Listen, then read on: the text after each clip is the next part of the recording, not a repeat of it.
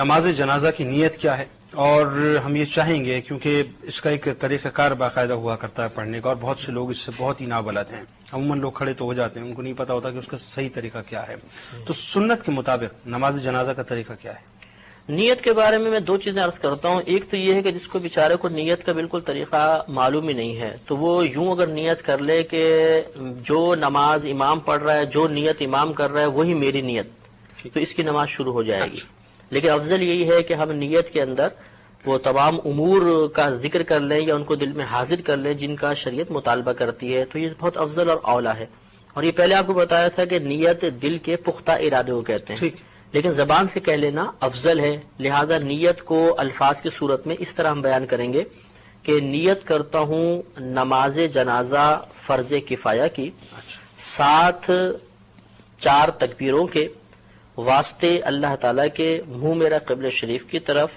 اس میں اتنا ضرور کہتے ہیں کہ ضروری نہیں ہے، مطلب نیت کرتے ہیں کہ ثنا واسطے اللہ تعالیٰ کے، درود واسطے نبی کریم صلی اللہ علیہ وسلم کے، اور دعا واسطے اس حاضر میت کے۔ ٹھیک، پیچھے اس امام کی بھی نیت کر لیں اور پھر تکبیر لگائیں گے۔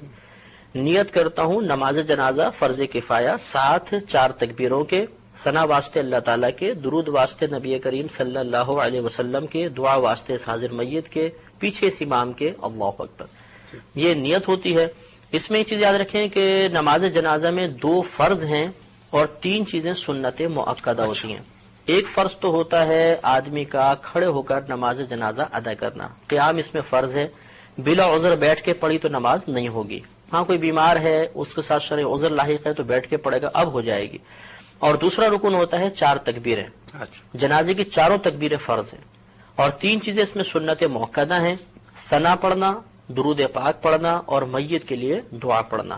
یہ 3 سنت مؤکدہ ہیں، اور سنت مؤکدہ کا ترک کرنا 1-2 بار کیا تو برا ہے، اور اگر عادت ہی بنا لیں تو انسان گناہ گار ہوگا۔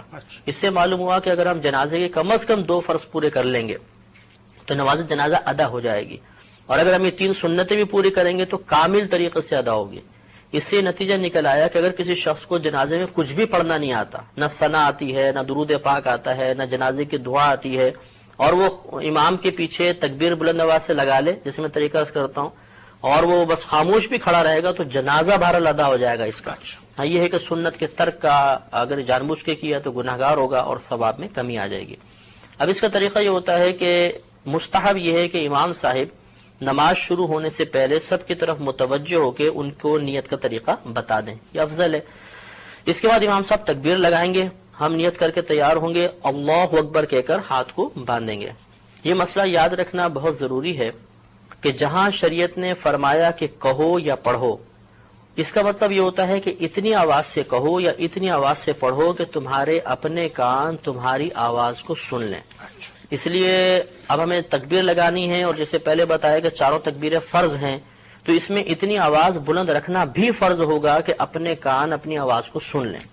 چنانچہ بعض لوگوں کو دیکھا ہے کہ ہونٹ بند ہوتے ہیں، بس یوں۔ اب ان سے اگر پوچھا جائے کہ آپ نے زبان سے تو کچھ بھی نہیں کہا، تو کہتے ہیں ہم نے دل میں تکبیر کہی ہے۔ تو دل میں تکبیر کہنے سے تکبیر کا فرض ادا نہیں ہوگا، اس لیے امام صاحب تو بہت بلند آواز سے پڑھیں گے جہر کے ساتھ، ہمیں کم از کم اتنی آواز سے اللہ اکبر پیچھے کہنا ہے 4 تکبیروں میں کہ اپنے کان سن لیں، ورنہ فرض ادا نہیں ہوگا، اور فرض ادا نہیں ہوا تو یہ نماز بھی ادا نہیں ہوگی۔ اب اللہ اکبر کہتے ہوئے ہاتھ باندھیں گے، ہاتھ بالکل وہی نماز کی مثل باندھ کر سب سے پہلے ثنا پڑھیں گے۔ نماز فرض کی ثنا میں اور نماز جنازہ کی ثنا میں تھوڑا سا فرق ہوتا ہے۔ اس میں اس طرح ہم پڑھیں گے سبحانک اللہم وبحمدک وتبارک اسمک وتعالی جدک وجل ثناؤک ولا الہ غیرک۔ تو وجل ثناؤک کے لفظ اس میں زیادہ ہوتے ہیں، یہ کسی بھی کوئی نمازی جنازہ کی کتاب ہو اس میں یہ پورے لکھی ہوگی ثنا، اچھی طرح ہمیں یاد کر لینی چاہیے۔ اس کے بعد ہم اگر ختم کر چکے ہیں انتظار کریں گے، امام صاحب دوسری تکبیر لگائیں گے۔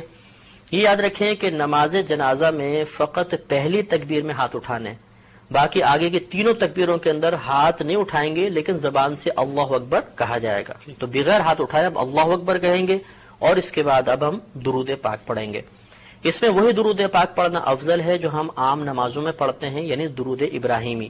لیکن اگر کسی کو یاد نہ ہو تو کوئی بھی درود پاک پڑھ لیں، بلکہ یاد ہو اس کے باوجود دوسرا درود پاک پڑھیں گے تب بھی نماز ہو جائے گی، اور افضل یہ تھا کہ درود ابراہیمی پڑھا جاتا۔ اس کو پڑھنے کے بعد اب تیسری تکبیر لگے گی، ہاتھ نہیں اٹھائیں گے لیکن زبان سے اللہ اکبر کہیں گے، اور اس کے بعد اب میت کے لیے دعا کریں گے۔ اگر نابالغ لڑکا ہے تو اس کی علیحدہ دعا ہے، نابالغ بچی ہے علیحدہ دعا ہے، اور بالغ مرد و عورت کی ایک ہی دعا ہوتی ہے۔ یہ دعائیں ہمیں نماز جنازہ کی کتابوں سے یاد کر لینی چاہیے۔ اگر بالفرض کسی کو یہ دعائیں یاد نہ ہوں تو کوئی بات نہیں، وہ کوئی بھی ایسی دعا کر لیں کہ جس میں امور آخرت کے بارے میں کچھ طلب کیا گیا ہو، دنیاوی کوئی چیز نہ طلب ہو رہی ہو، آخرت کے بارے میں، تو یہ ہم کوئی بھی دعا اس میں پڑھ سکتے ہیں۔ تو اس طرح ہماری نماز تقریباً مکمل ہو گئی۔ اب چوتھی تکبیر آئے گی، امام صاحب چوتھی تکبیر لگائیں گے، ہم نے ہاتھ نہیں اٹھانے لیکن زبان سے اللہ اکبر کہنا ہے، اور یہ اب سنت کریمہ ہے کہ جیسے ہی تو چوتھی تکبیر لگے اور سلام پھیرے تو ہاتھ کھول دیں، اور ہاتھ کھولنے کے بعد پھر السلام علیکم ورحمۃ اللہ، السلام علیکم ورحمۃ اللہ، دونوں طرف سلام پھیر دیا جائے گا۔ اب یہ یاد رکھیں کہ جہاں تکبیر کے بعد کچھ پڑھنا ہے اس میں ہاتھ بند رہیں گے، اور جہاں تکبیر کے بعد کچھ نہیں پڑھنا ہوتا وہاں ہاتھ باندھنے کی ضرورت نہیں ہوتی، ہاتھ کھول دیں گے۔